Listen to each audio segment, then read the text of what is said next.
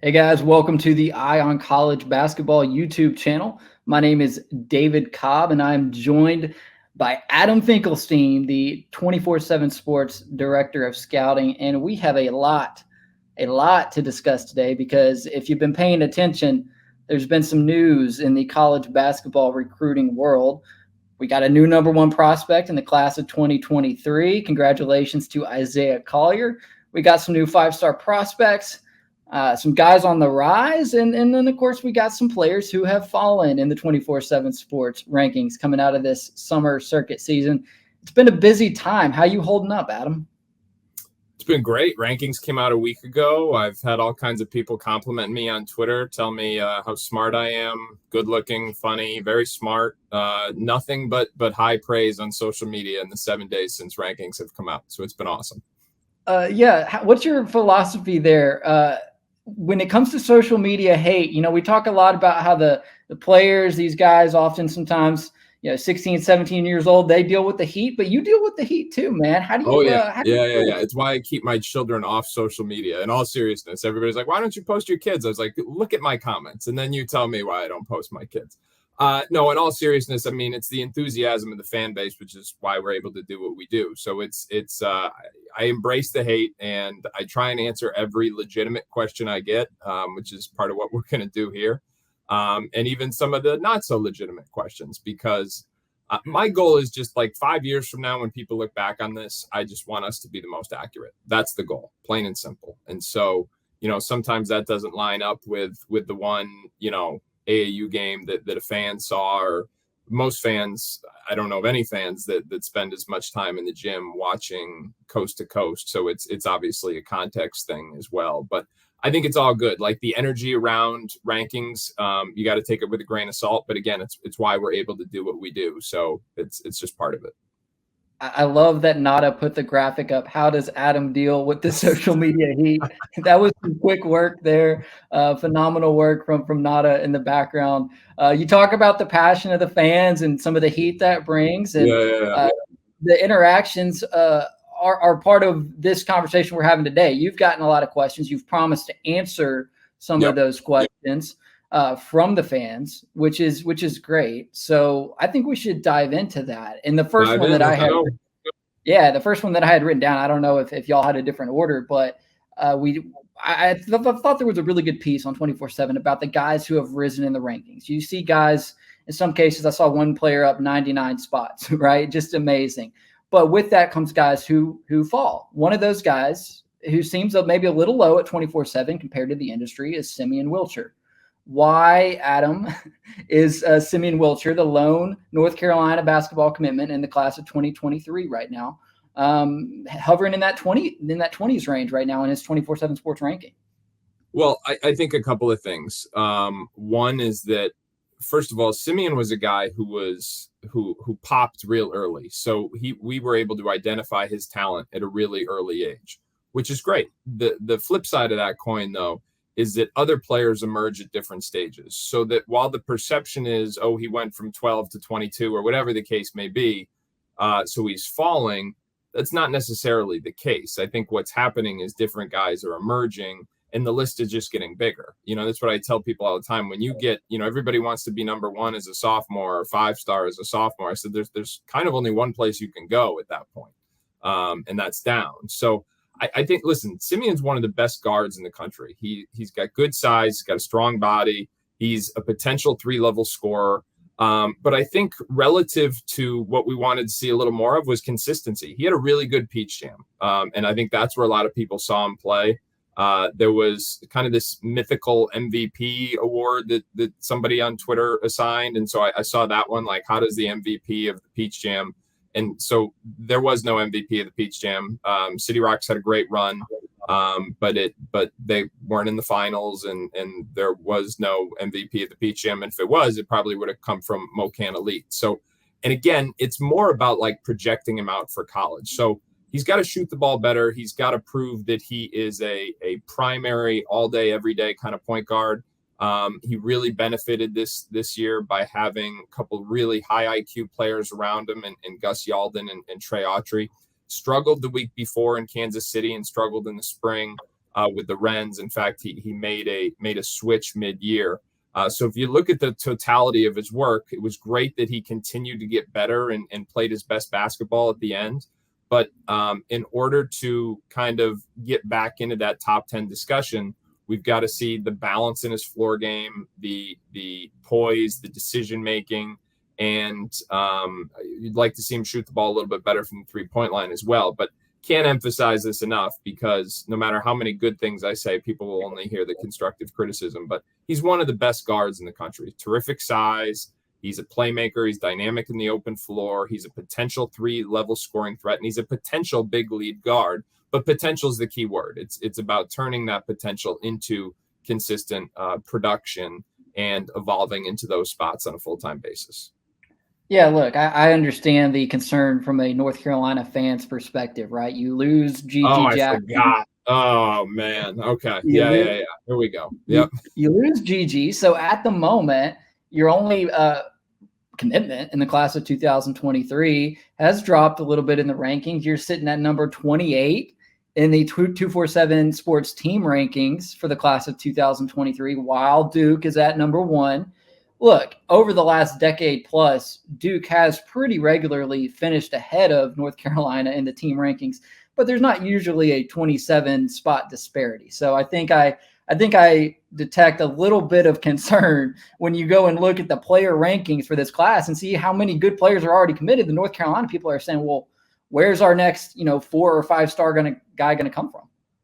Well, here's the thing though, with North Carolina, what we saw under Hubert Davis is everybody wants to talk about recruiting. Well, Hubert Davis had better retention than probably any college coach in the country. So when it comes to roster construction, that's just as important, if not more. But I get it too. And like I said, North Carolina fan base is awesome, and they're passionate, and we're happy to answer those questions. I would just say, listen, the concern for Hubert Davis is this guy ready to come in and run the team from day one as a college freshman? And right now, I can't say that confidently. I think he has a chance to do that eventually. But am I handing him the ball and giving him free reign? Not necessarily.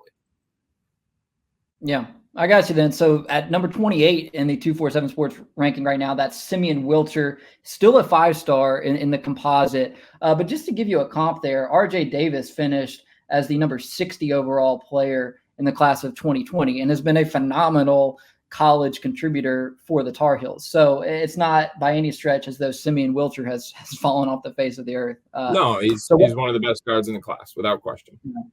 All right, I don't know where you guys want to take it from here, but I'm an open book and ready to learn from some of your answers, Adam, as I kind of dive back in here. Where do you want to go with this? It looks like we got a question from the social media side. Can you explain the significant drops of both Xavier Brown and Sean Simmons? There was a great follow-up here. I'm looking at this one on my screen. Is this the typical quote, as soon as someone signs with a non-Power 5, they drop in the rankings? How did you know? Whew. I thought I was a little sneakier with that. No. So a couple of things. So both of these kids are committed to St. Joe's, and right off the bat, I think St. Joe's has a terrific recruiting class, not just with these two, but also with Anthony Finkley. There are 3 local Philadelphia prospects, all staying home or coming back home, as is the case with Sean Simmons, and it's a great group. Now, relative to whether or not they fell, I think we already kind of addressed this a little bit, but the other factor with me specifically is this was my first full ranking cycle with the 24/7 Sports team. So the way I'm going to answer this question is just to explain our process. And that's what we did as a group. Was we went through position by position. And what we did there is essentially came up with position-based rankings and then funneled them into the top 150. What wasn't a consideration, quite honestly, is where they were previously ranked. It was just about comparing and contrasting them to different players first within their position and then across multiple positions. And I had done this kind of throughout the summer with each circuit. So, did they drop? And I don't, in my mind, they didn't. I know in the ranking, it looks like there's a different numerical value, but I thought both of these guys were, mid plus, maybe high minus type prospects who ended up in that type of situation. And that was where both of those prospects I had kind of projected along those lines the entire time. So while I get that the number associated with them might have dropped, I think it's a little bit of a new process. New players have evolved, and I think both players are progressing in a very linear way, just the way we expected. So, of course, you just drop guys when they commit to the A10 as well, and that's the real story. Hey, look, you're talking sarcasm. Yeah, somebody's going to cut that and use it. Yeah. You're talking about a St. Joseph's class that's still ranked 16th in the country. Yeah, I mean, it's a great class.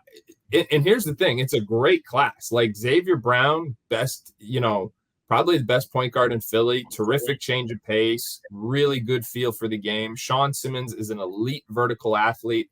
Anthony Finkley is a great compliment because he's kind of like a wide-bodied front court guy who's really smart and really skilled. So the pieces fit together too. It's not like they just got 3 good local players who don't fit. They got 3 good local players who all fit together really well. So this is anything but St. Joe's hate. In fact, I think they've done a phenomenal job with this class.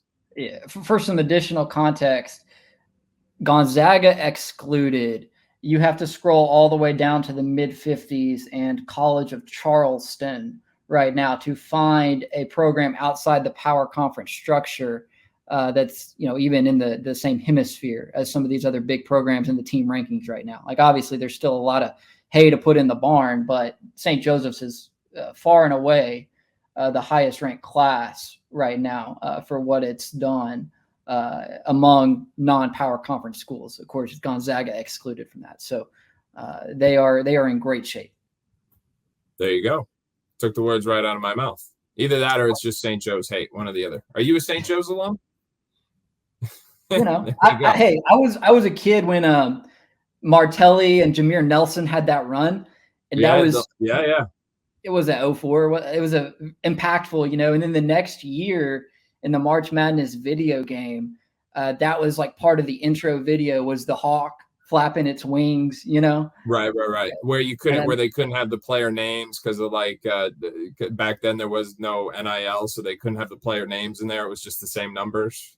That's exactly right. My favorite thing to do would be to take a St. Joe's or a College of Charleston and then build a program up to a point where you're getting those 5-star guys. And those were formative experiences in my understanding of college sports. And even though they didn't have the names, you knew that point guard number 0 or whatever, okay, this guy's 5'11", this is Jameer Nelson. Even though they don't have his name, you knew. I hope they bring that back when they bring NCAA football back next year. I hope they take a long look at bringing basketball back as well. Well, and to think they thought all those video games weren't going to be important in your future. Look where you are now. Yeah, exactly right. Let's hit the next question. Yeah, what do we got? All right, so question from Adam. A lot of highly ranked bigs in this class. What separates the top ones from Dennis Evans right now? And I will add to this, Aaron Bradshaw, now up to number 4 overall in the 24/7 Sports rankings. He is a 7-footer, uncommitted. Looks like Kentucky may be in a good spot there with him. So what separates the top bigs from Dennis Evans in this class right now? Well, so first of all, to your point about Bradshaw, Eric Bossi was huge. And he even said in one of the videos we did that he might have been in favor of putting him number 1 overall. That was the great thing about this class. Everybody had a different opinion on who should be number 1. But there are a lot of bigs in this class. I think the key with big men in this era of basketball, both college and in the NBA, although there's a vast difference, I think college is kind of reverting to a little bit of an old school center game where the NBA certainly is not. But either way, mobility's got to be a factor because if you've got to be able to guard pick and roll, you've got to be able to get up and down the floor.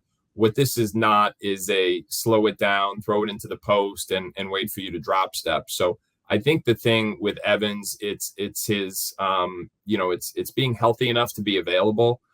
He's got huge size in the middle. He's got definite rim protection, and that is becoming again more coveted in college basketball. But he's got to be able to expand the offensive game, stay healthy, and be able to guard pick and roll. I think those are the things that separate him right now from some of the bigs like Bradshaw at the very top of the class.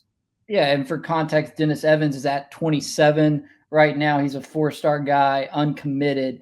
But to the reader's point, there are some pretty big dudes in the top 10. Bradshaw at 4, uncommitted. Xavier Booker at 6, committed to Michigan State. Sean Stewart maybe looks like a hybrid post guy. He's committed to Duke, number 8. So it's interesting from y'all's perspective, trying to project out bigs right now, because you see a guy like Oscar Tshiebwe can't get on the NBA radar at all, but he's the reigning national player of the year in college basketball. So if you're ranking a guy based off his long-term NBA potential, what's Tshiebwe going to be? A fringe 4-star guy who's in the 60s? But if you're ranking him off of his college potential, he's a top 10 prospect. So, like, what do you do with that? No, it's two very different variables that you're trying to condense into one number. I think the thing with Tshiebwe, though, is Tshiebwe could always move. You know, he was powerful. Now, what made you question the long-term upside was the skill set and the size. I mean, I'm not sure. I don't know what his official measurement says, but if you told me he was 6'7" in bare feet, I wouldn't blink. So that was always the thing that made us question his long-term upside. And I think that's still legitimate. And at the very top of the class, I think you have to value that NBA upside highest, because from that historical context, like I mentioned, when we're looking back in 5 years, those guys who have a chance to play in the NBA and play well in the NBA should be up at the top of the class. The biggest thing with the two big guys you mentioned is they move effortlessly. I mean, they are 7-footers who just glide the floor when they want to. They've got multiple bounces in there. They've got touch. They've got they can catch. They've got touch. So while they're not finished products, and they certainly need to get stronger, more aggressive, more assertive. And then you have to account for the fact that the center position is less prioritized in today's NBA than it has been in recent memory. But still, they fit that modern day prototype because they check all those boxes from a mobility standpoint, from a length standpoint, from an athleticism, hands, and touch. We need a new samurai. Not it. I'm gonna go clean up this town. Oh my. Go. Oh. Witness the beginning. I'm a bad dog. Of a new legend. It's showtime. What the mother, father, cocker spaniel's going on here? You have one itsy bitsy tiny weeny bite of success. I'm sorry, tiny what? Tiny weeny. What? Get back out there. Paws of Fury. Rated PG. Now streaming on Paramount Plus. A lot of value to be had if you're a college coach looking at say you've only got one open scholarship and you're thinking, all right, we're set in the backcourt. There's a really highly touted one and done guard out there who might be interested in us, but we could also get this center who doesn't fit the NBA and could be with us for 3 or 4 years. Yeah. That it's a value proposition perhaps in some cases. Mm-hmm. It's just it's well said. Usage of the bigs in the top levels of basketball. Let's hit the next question. All right. What do we got? Why are you so stupid, Adam? No. All right. Please explain JJ Taylor's fall of 100 spots from top 10 to 117. Adam, can you explain that? That does seem a little harsh. Yeah, so JJ Taylor was one of the most celebrated young prospects in the country. But I mean, if you've been listening and following me for a while now, you know two things that I get. I get really concerned about the young prospects who get kind of too much too quickly and get these expectations thrown on them and get these accolades thrown on them that they haven't necessarily earned yet, haven't developed the mindset or the habits to live up to. JJ Taylor elected not to play this summer, so couldn't evaluate him. And based on what we did see in the spring, it candidly wasn't very good. The physical markers are there, but there are concerns about his approach, his body language, his motor, all those things. So the hope is that someone who has that talent sees this and acknowledges the fact that he's got to change a few different things if he's going to maximize his potential. Because right at the moment, while he had these lofty expectations, and really that's ends up being more of a burden than a blessing, whether or not these kids realize it when they're 15 and 16 years old and people are telling them how good they are. I think right now JJ Taylor has just got to get back to the point where he's trying to maximize his potential, because as I said, we can only go off what we saw in the spring. That wasn't particularly good. We left him in there because those tools that we saw as an underclassman give him a chance to figure it all out. But he does have to turn it around, quite frankly. Yeah, and just to highlight the flip side of a 100 spot fall, you've got guys like Elijah Gertrude, was ranked number 135, now ranked number 36. That's a 99 spot jump. And joining him in that type of category is Jamari McDowell, was ranked number 141, now ranked number 42, also a 99 spot jump. And I will point out that if you had been listening to Adam or watching us here on this YouTube channel or on any of the 247 sports platforms, you would have seen the Jamari McDowell jump coming. That's a name I remember being discussed quite a bit in recent weeks. El Marco Jackson making a similarly significant jump from 60 to 18. So for every guy that falls, there's typically at least one that rises as well. And I should also say, and I won't go too deep with this, but I think that the best way to have an accurate list from my perspective is to kind of forget about where they were ranked previously and start from scratch each time.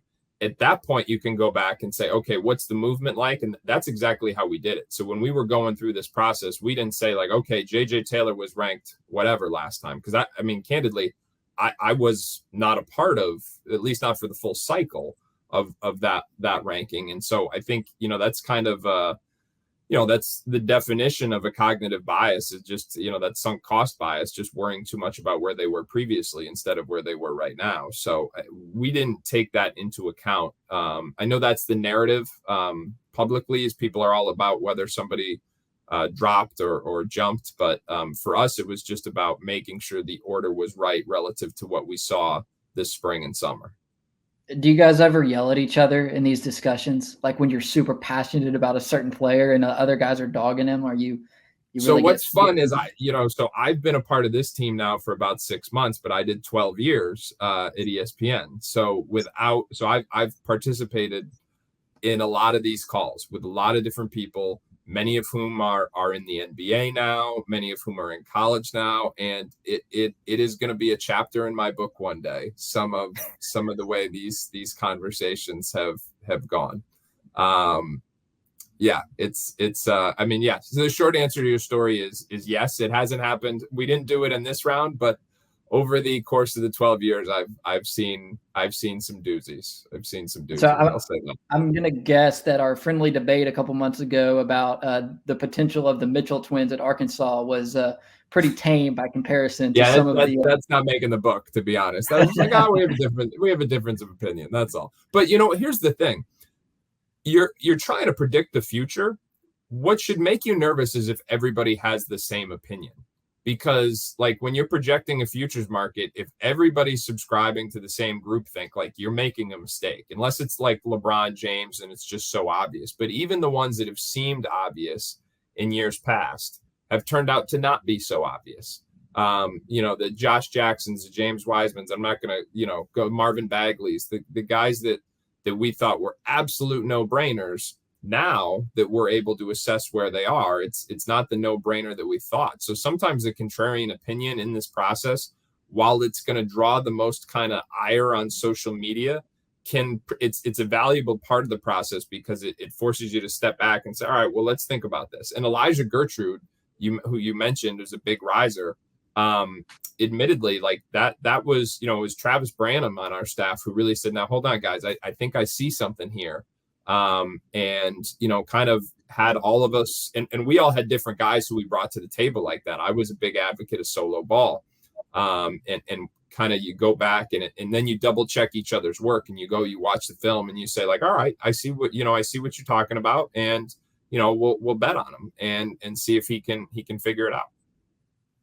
Yeah, good window into the thought process there, with some new rankings out for the class of 2023. Let's hit the next question. I think we got at least a couple more.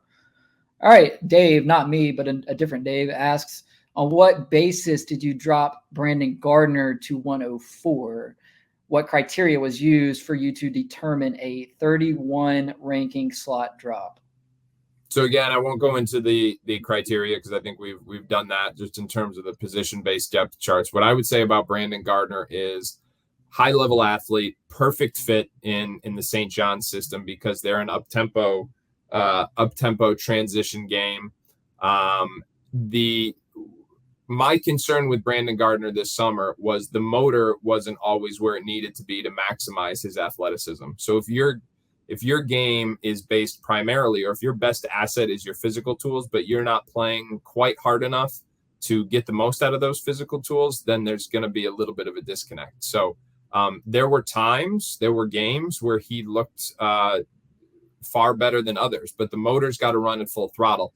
I do expect that when he gets there and he's playing for Mike Anderson, it's going to be an everyday thing. Less than that is not going to be acceptable. And so he is a prospect that could very well outplay his current ranking if he buys into that everyday mentality, because he is going to a place that is an ideal fit for his particular tool set.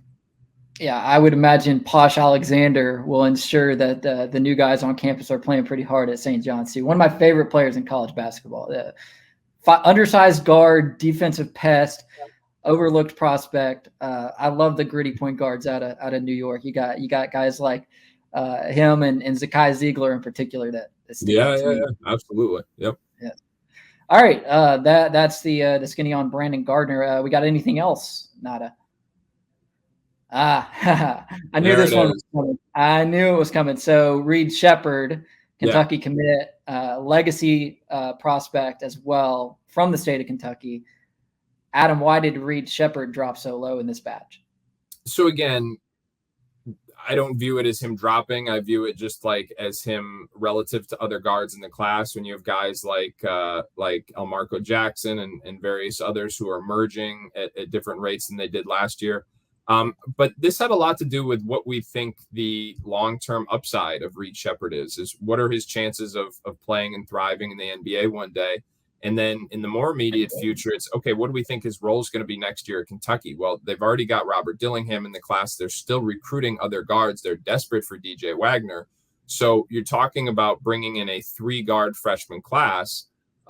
So I think right there, you've got to kind of just, be realistic about the expectations. I think Reed is a terrific player. He's skilled, he's tough, he's smart. All those things that are going to translate at a really high level, or that could translate at a really high level. But you have to ask yourself about the long-term upside. You have to ask yourself about the role that he's going to have at Kentucky from day one. And those were some of the variables that we took into account. So just a little update on Kentucky. You mentioned Dillingham. He's at number 13. Justin Edwards is still a part of this class as well. He's at number 3. So Cal's class is in fine shape, especially if they end up landing an Aaron Bradshaw or a DJ Wagner as well. Despite the fact that it sometimes seems like the sky is falling around Kentucky, with Cal getting into a war of words with the football coach, and just the lack of basketball school. It's a basketball school. Yeah, but I mean, look, the fans at this point, I think, are more in Mark Stoops' camp than they are in Cal's camp, because Stoops is coming off a 10-win season, and Cal just lost to St. Peter's in the first round of the NCAA tournament. I mean, asked and answered. You could go back. GP and I did a deep dive on this in the Ion College Basketball podcast, and I just said, listen, they had a heck of a year, and unfortunately, that's the nature of the NCAA tournament, and that's what makes it so exciting, is that upsets happen. Could have played that game 10 times. Kentucky would have won 9 of them. Statistically speaking, last year was Kentucky's best season in at least the last 5 years when you look at their offensive and defensive numbers. But it's a zero-sum game, and if you don't do well in the NCAA tournament, you get unlucky. Your fans get unhappy. They got unlucky. But listen, Kentucky's a basketball school. Kansas is a basketball school. Doesn't mean those programs can't uplift. And here's the thing. Look at Alabama. And I love the way Nate Oates has embraced, not threatened by the football team, but has embraced it. He said, no, we're not a football school. We're a championship school. And you embrace that mentality. Whatever you think about how Kentucky brands its athletic department, whoever is the top should be uplifting everybody else. That's what happened at Alabama. And I think that's but that comment had everything to do with internal politics and the fact that there's not a practice facility being built yet and how they're allocating their resources. And that was, the way it played out in public, I think was not the intent. I think the intent was the way things were happening behind the scenes. Look, you can forgive and forget a catastrophic NCAA tournament loss if you're coming off of a Final Four appearance. But when you're coming off of a 9-16 season, it's a lot harder to forgive that. And the point in all this being, despite the fact that Shepard has dropped a little bit to number 44 in these rankings, Cal and Kentucky are going to have another phenomenal class in 2023. There's really no doubt about that. It's only going to get better from here, and it's already a top 5 class. So we move on now to what I believe is our last question. Why is Isaiah Collier the new number 1 in the class of 2023? Pretty straightforward question here that you've discussed a lot, but we've not discussed on this channel. Yeah, I think you got some insight here on this one, Adam. Yeah, and so listen, this is a class where you could make a case for a variety of prospects to be number 1. The questions that I think are most significant are what is a realistic expectation for everybody next year as a college freshman? What are their long-term, what's the long-term NBA prognosis look like? And you have to address both of those in terms of a ceiling, like a best case scenario, and a floor, a worst case scenario, independent of any like totally unexpected variables. And so when you do that, I think Collier's just the prospect who checks the most boxes. I mean, he's a point guard with good positional size. He's a solid athlete. The intel in terms of his intangibles is really, really high. The big kind of liability in his game was his perimeter shooting, but he's made clear strides with that. He's also probably the best passer in the class. I mean, he's a true point guard who's really smart, can read the game. And so everything he does translates to the next 2 levels. And so in a class that lacks the guy who jumps right out and says, I'm the guy, when you start going into it, I think Collier is just the prospect that checks the most boxes because everything he does translates to the college game, and it could translate to the NBA game. I said it in one of our meetings. I said, guys, if you told me Isaiah Collier averages 9 assists per game in the NBA in 5 years, I wouldn't blink. And that was admittedly not that's a line I had talking to a college coach about him. It's exactly what he said. And the fact that he's making progress in the areas of his game, which were the liabilities, specifically his shooting, I think is just makes me want to kind of buy his stock that much more.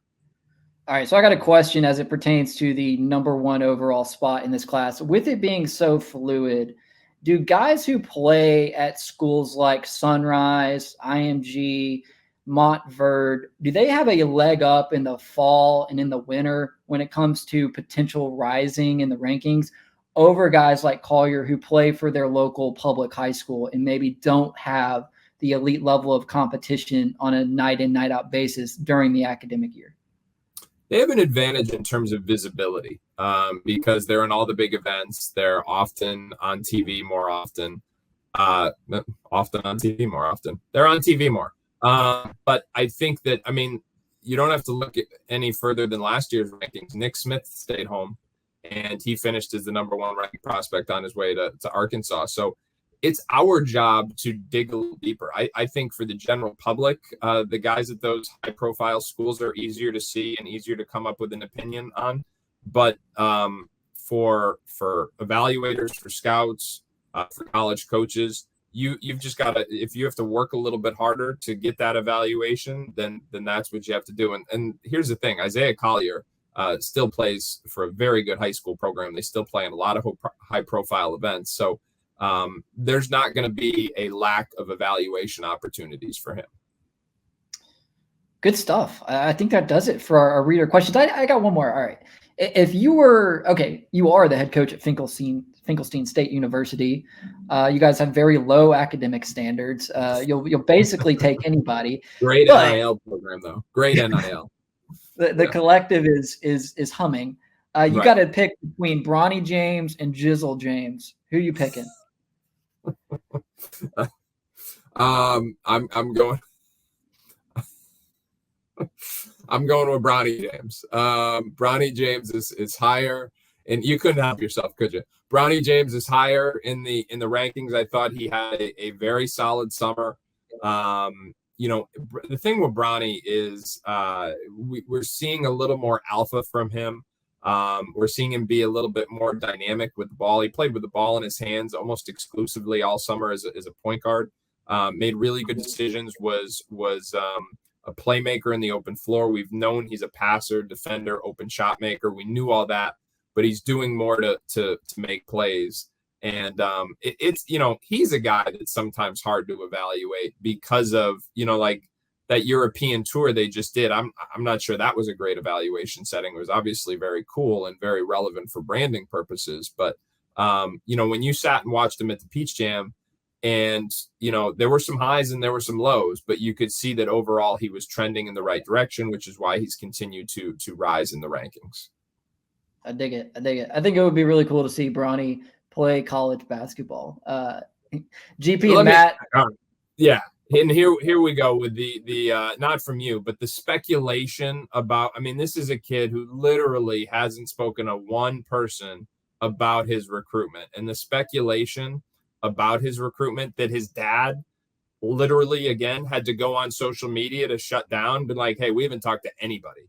And I know just from asking some of the coaches at those schools who were initially mentioned, I was like, hey, are you guys recruiting Bronny? I'm like, no.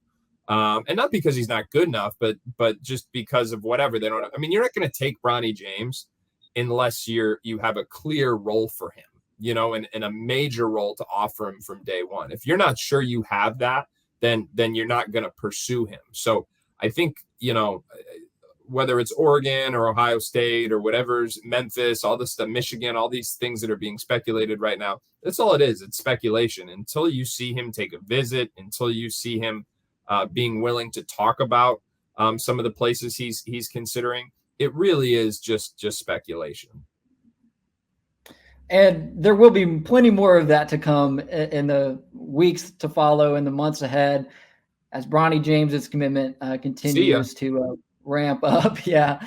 And a lot else going on with the class of 2023 as well. If you go and look at it now, 3 of the top 4 guys in the rankings are uncommitted. And that means there will be plenty of big time storylines to come from this recruiting class. So thank you guys for hopping on, asking some questions, and we'll probably catch you again pretty soon. Absolutely. 2024 coming out in a couple of weeks. Boom.